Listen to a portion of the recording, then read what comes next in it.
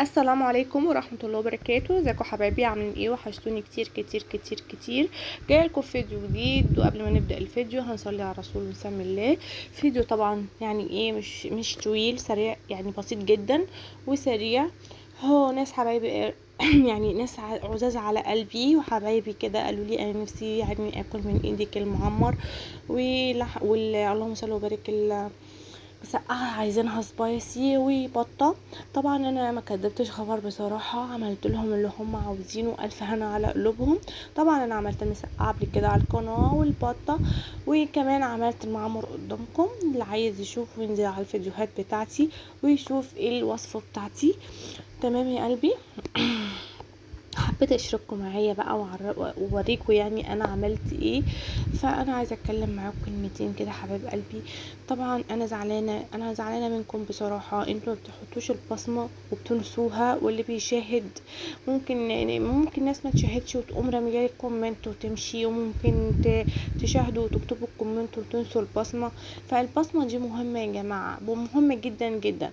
وطبعا اللي بيشترك برضو بيرجع حبايب قلبي يلغي الاشتراك.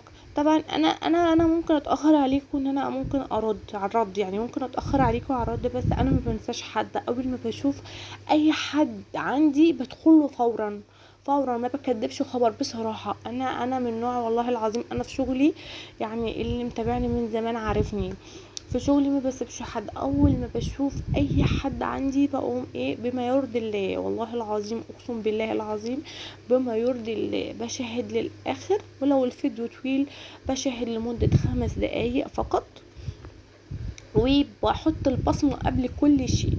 بحط البصمة قبل ما اكتب الكومنت واشاهد.